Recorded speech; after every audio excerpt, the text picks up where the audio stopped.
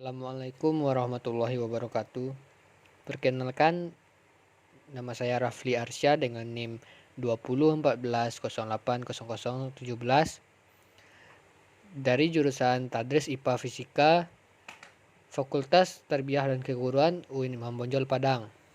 Video ini adalah tugas akhir dari mata kuliah Biologi Dasar dengan dosen pengampu Ibu Dr. Milia Sari SPD MSI. Pada video kali ini saya akan membahas materi yang pertama, itu tentang pendahuluan. Dan subtopik yang pertama itu menjelaskan kedudukan biologi dan hubungannya dengan cabang ilmu yang lain dalam IPA. Kedudukan biologi. Biologi merupakan salah satu cabang ilmu dari ilmu pengetahuan alam atau yang biasa kita singkat dengan IPA.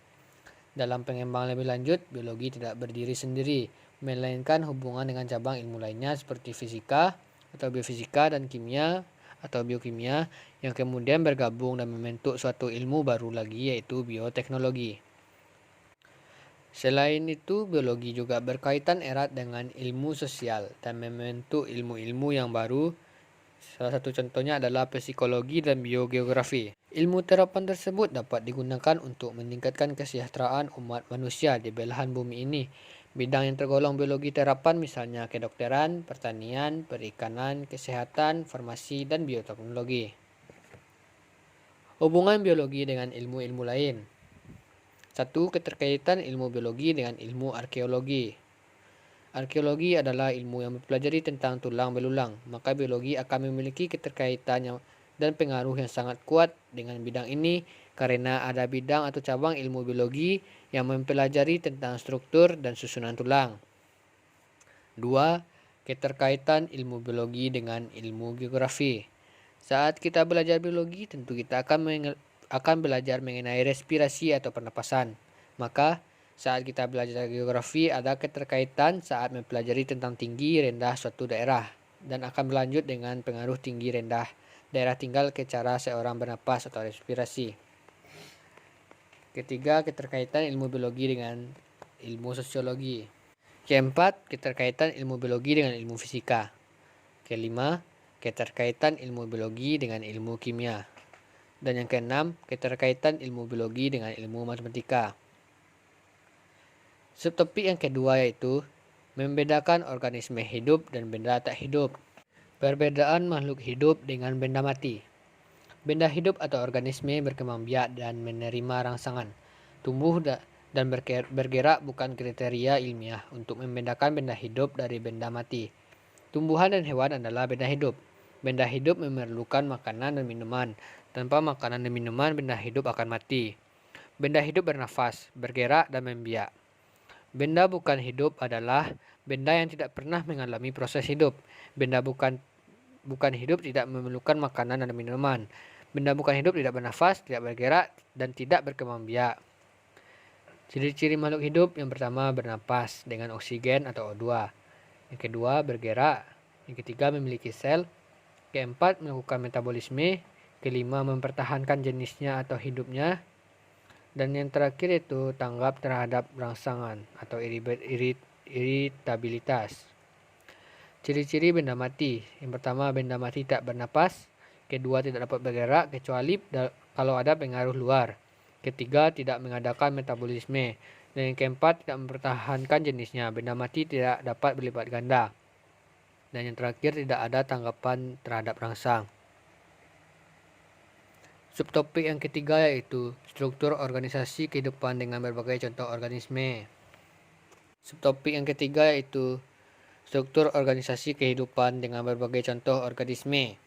Urutan tingkat organisasi kehidupan dari yang terendah hingga tertinggi, dimulai dari tingkat sel, tingkat jaringan, tingkat organ, tingkat organisme, tingkat populasi, tingkat komunitas, tingkat ekosistem, dan tingkat bioma. Pada pelajaran kimia, kita mempelajari bahwa tingkatan materi terendah adalah proton, neutron, dan elektron. Partikel proton, neutron, dan elektron bergabung membentuk atom. Oleh karena itu dapat dikatakan bahwa molekul, atom, dan partikel subatomik merupakan organisasi fungsional tingkat biokimia atau senyawa kimia penyusun makhluk hidup. Subtopik yang keempat yaitu contoh-contoh keragaman makhluk hidup. Keanekaragaman hayati adalah keseluruhan variasi berupa bentuk, penampilan, jumlah, dan sifat yang dapat ditemukan pada makhluk hidup. Setiap makhluk hidup memiliki ciri-ciri dan tempat hidup yang berbeda. Melalui pengamatan, kita dapat membedakan jenis-jenis makhluk hidup. Pembedaan makhluk hidup tanpa dibuat berdasarkan bentuk, ukuran, warna, tempat hidup, tingkah laku, cara berkembang biak, dan jenis makanan. Ada dua faktor penyebab keanekaragaman hayati, yaitu faktor genetik dan faktor luar. Faktor genetik bersifat relatif konstan atau stabil pengaruhnya terhadap morfologi organisme. Sebaliknya, faktor luar relatif stabil pengaruhnya terhadap morfologi organisme. Lingkungan atau faktor eksternal seperti makanan, suhu, cahaya matahari, kelembapan, curah hujan, dan faktor lainnya bersama-sama faktor menurun yang diwariskan dari kedua induknya sangat berpengaruh terhadap fenotip suatu individu. Subtopik yang kelima yaitu langkah-langkah kerja ilmiah. Para ahli biologi membuat pengamatan sistematis, prediksi dan uji-uji di laboratorium dan di lapangan. Mereka melaporkan hasilnya sehingga orang lain dapat mengulang penelitiannya dan memeriksa kebenarannya. Metode ilmiah merupakan metode yang digunakan untuk mempelajari suatu ilmu. Metode ilmiah terdiri dari beberapa tahapan. Tahapan metode ilmiah adalah menemukan masalah, mengajukan hipotesis, melakukan percobaan, menarik kesimpulan, dan menulis laporan penelitian. Subtopik yang keenam, perkembangan biologi dari masa ke masa dan temuan yang dihasilkan. Biologi perkembangan ialah suatu studi proses pertumbuhan dan perkembangan organisme. Biologi perkembangan modern mempelajari kontrol genetik pertumbuhan sel, diferensiasi sel, dan morfogenesis, yang merupakan proses yang menimbulkan jaringan organ dan anatomi. Embriologi merupakan subbidang studi organisme antara tahap satu sel, umumnya zigot, dan akhir tahap embrio yang tak perlu awal kehidupan bebas. Embriologi awalnya merupakan ilmu yang lebih deskriptif sampai abad ke-20. Embriologi dan biologi perkembangan kini menghadapi bermacam-macam langkah yang diperlukan untuk membentukkan badan organisme hidup yang benar dan sempurna. Subtopik yang ketujuh, menelaah integrasi biologi, sains, dan Islam. Pada kajian ini akan mengkaji integrasi ilmu agama dan ilmu sains. Model integrasi yang digunakan yaitu penelusuran ayat-ayat Al-Quran yang terkait dengan materi biologi. Integrasi antara agama dan ilmu pengetahuan atau sains secara konsisten dapat menghasilkan sumber daya yang sangat terjamin. Dan dengan mengimplementasikan ilmu yang dimiliki dan dengan diperkuat oleh spiritual yang kokoh dalam menjalankan kehidupan. Kata integrasi memiliki arti penyatuan sehingga menjadi satu kesatuan yang utuh. Dalam hubungan antara Al-Quran dengan sains, kedudukan sains di sini sebagai penjelas kebenaran ayat-ayat yang terkandung dalam Al-Quran. Sekian video pada materi kali ini. Terima kasih atas perhatiannya. Assalamualaikum warahmatullahi wabarakatuh. Materi kedua dari biologi dasar yaitu materi tentang kehidupan. Subtopik yang pertama, pengertian atom, unsur, molekul, larutan, dan aplikasi ikatan kimia yang terdapat dalam organisme hidup. Atom adalah partikel yang menyusun semua benda. Atom-atom dapat berbeda dalam jumlah komponen proton, elektron, atau neutron yang dimilikinya. Kemampuan atom untuk berikatan dengan atom lain bergantung pada jenis elemen, jumlah, dan susunan elektronnya dalam membentuk senyawa.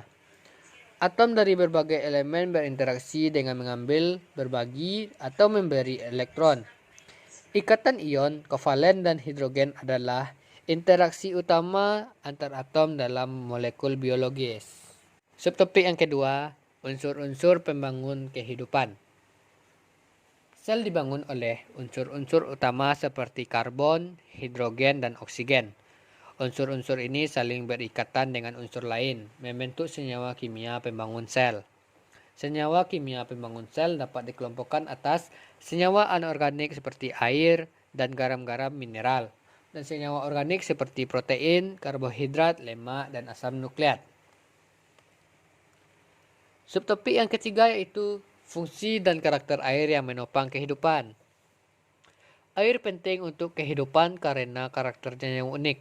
Keunikan air terjadi akibat ikatan hidrogen antar molekul air. Kehidupan melibatkan air. Semua organisme terlibat dengan air. Banyak yang hidup di dalamnya dan banyak reaksi kimia terjadi di air.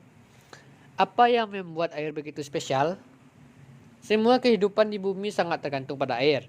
Air merupakan komponen utama kehidupan karena 70% sampai 80% dari sel hidup tersusun oleh air dan 75% dari bumi terdiri dari air. Dalam sistem kehidupan, air mempunyai berbagai macam fungsi seperti sebagai pelarut, pengatur suhu, dan pengatur pH. Kehidupan di bumi dimulai di dalam air sampai beberapa miliar tahun sebelum kehidupan menyebar ke daratan. Kehidupan di darat pun sangat memerlukan air. Keberadaan air yang sangat melimpah di bumi ini merupakan alasan mengapa hanya di bumi ini dapat ditempati organisme hidup. Subtopik yang keempat, alasan karbon sebagai bahan dasar senyawa organik penyusun kehidupan. Makhluk hidup terutama terdiri di atas oksigen, hidrogen, dan karbon. Karbon menyusun semua molekul hidup. Karbon dalam organisme hidup adalah bagian dari molekul kompleks karbohidrat, itu seperti karbohidrat, lemak, protein, dan asam nukleat. Molekul-molekul ini terutama terdiri atas karbon dan hidrogen yang disebut molekul organik. Keberadaan karbon yang penting dalam kehidupan berawal dari ikatannya yang fleksibel. Tiap atom karbon berikatan kovalen dengan 1, 2, 3, atau 4 atom lainnya, sehingga bisa membentuk makromolekul dengan rantai yang panjang. Fleksibilitas yang dimaksud ialah bahwa atom karbon dapat diubah menjadi berbagai senyawa organik. Subtopik yang kelima, 4 makromolekul utama dalam sistem kehidupan. Yang pertama itu karbohidrat. Karbohidrat merupakan molekul hidup yang paling melimpah. Karbohidrat berfungsi sebagai sumber energi dan materi penyusun. Jenis karbohidrat yang berbeda-beda dibentuk dari subunit yang sama. Gula sederhana dan terikat dengan pola yang berbeda. Yang kedua, lemak. Lemak merupakan persenyawaan antara 1 molekul asam lemak dan 3 molekul gliserol. Asam lemak dengan ikatan rangkap pada rantai karbonnya disebut asam lemak tak jenuh. Sedangkan asam lemak yang tidak memiliki ikatan rangkap disebut asam lemak jenuh. Yang ketiga, protein. Secara struktur dan fungsi, protein merupakan molekul hidup yang paling bervariasi. Protein meliputi enzim, materi penyusun, molekul pemberi sinyal, dan transporter. Dan yang terakhir, asam nukleat. Nukleotida memiliki peran metabolik utama dan penyusun asam nukleat. Dua jenis asam nukleat, DNA dan RNA, berinteraksi sebagai sistem yang menyimpan, menghasilkan, dan menerjemahkan informasi pembentukan protein. DNA adalah asam nukleat yang diturunkan atau diwariskan dari orang tuanya atau induknya. Tiap sel memulai kehidupannya dengan induk yang mewariskan DNA. DNA ini mengandung semua informasi genetik yang diperlukan untuk membentuk sel baru dalam organisme multisel atau semua individu. Subtopik yang keenam, integrasi biologi atau sains dan Islam yang berkaitan dengan peran air. Asal terjadinya kehidupan tercatat dalam Al-Quran, yaitu berasal dari air. Hal ini sebagaimana firman Allah Subhanahu wa Ta'ala dalam Quran surat Al-Anbiya ayat 30 yang artinya, dan apakah orang-orang yang kafir tidak mengetahui bahwasanya langit dan bumi adalah suatu yang padu, kemudian kami pisahkan antara keduanya, dan dari air kami jadikan segala sesuatu yang hidup. Maka mengapakah mereka tidak juga beriman? Dalam sains modern juga telah membuktikan bahwa bahan pembentukan sel yaitu sitoplasma adalah terdiri dari 80% air. Setiap benda hidup adalah terdiri dari sel. Hal ini demikian bermakna bahwa setiap benda hidup memerlukan air untuk kehidupannya. Dan subtopik yang terakhir pada materi kedua ini yaitu integrasi biologi dan Islam yang berkaitan dengan keterkaitan materi-materi organik dan air dengan proses penciptaan manusia. Kemudian dalam pembelajaran biologi belajar tentang mikroorganisme. Mikroorganisme merupakan makhluk hidup mikroskopik yang terdiri dari sel tunggal. Mereka terdiri dari bakteri, virus, fungi, jenis, parasit, dan lain-lain. Mikroorganisme ini berperan penting dalam proses keseimbangan alam. Keberadaan mikroorganisme ini telah disebutkan dalam Al-Quran yang terdapat dalam Quran surat Yunus ayat 61 yang artinya, Kamu tidak akan berada dalam suatu keadaan dan kamu tidak mengerjakan suatu pekerjaan, melainkan kami menjadi saksi atasmu di waktu kamu melakukannya, tidak luput dari pengetahuan Tuhanmu. Biarpun sebesar zarah atau lebih kecil dari atom di bumi ataupun di langit, tidak ada yang lebih kecil dan tidak ada pula yang lebih besar dari itu, melainkan semua tercatat dalam kitab yang nyata Lahul Mahfuz. Baiklah, sekian materi kedua dari saya. Assalamualaikum warahmatullahi wabarakatuh.